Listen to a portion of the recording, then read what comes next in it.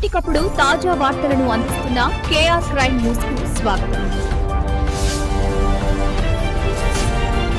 Doctor Arvind బాబు గారు.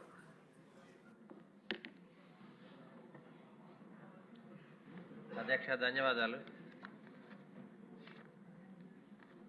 మరి నరేంద్ర మోడీ గారి ఆధ్వర్యంలో స్వచ్ఛ భారత్ కార్యక్రమాన్ని, అదేవిధంగా మన నారా చంద్రబాబు నాయుడు ఆధ్వర్యంలో స్వచ్ఛ ఆంధ్ర కార్యక్రమాన్ని మనం ప్రతి నెలా చేపడతా ఉన్నాము.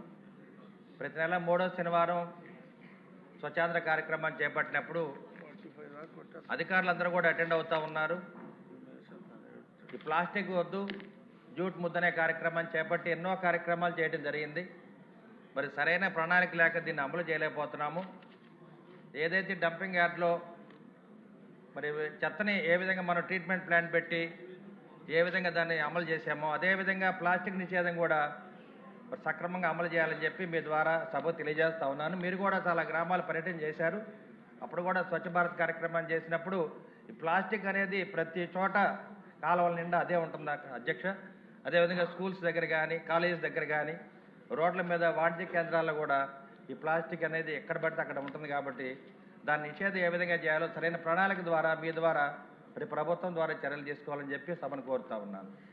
ఇది నిషేధానికి రూల్స్ ఉన్నాయి డాక్టర్ గారు. మేము నాకున్న 4 మండలాల్లో ఒక మండలంలో ముందు ఒక ఎగ్జాంపుల్గా తీసుకుని చాలా స్ట్రిక్ట్గా కంట్రోల్ చేస్తున్నాం. 90% కంట్రోల్ అయిందండి. అది అయ్యాక ఒక్కొక్క మండలం పెట్టుకున్నాం అధ్యక్ష. అలా మీరు కూడా వ్యాపార కేంద్రాల మీద ఈ ప్లాస్టిక్ నిషేధం అని వాళ్ళ మీద కేసులు రాస్తా ఉన్నారు. కానీ తయారీ కేంద్రాల్లో అహ్మదాబాద్ కానీ మరి గుజరాత్లో కానీ తయారీ కేంద్రాల్లో ప్లాస్టిక్ బ్యాగులు కానీ ప్లాస్టిక్ గ్లాసులు ప్లాస్టిక్ ప్లేట్లు వీటన్నింటి కూడా అక్కడ నిషేధం చేస్తే ఇక్కడ అమ్మకాలు ఉండవని వ్యాపారస్తులు కోరుతా ఉన్నారు అధ్యక్ష. ఇది సమస్యను మీ దృష్టికి తీసుకొస్తున్నారు అధ్యక్ష. ఇక ఈరోజు ఆఖరి వ్యక్తి కోన రవికుమార్ గారు, ఇంకా 2-3 పేర్లున్నా అవి రేపు ఫస్ట్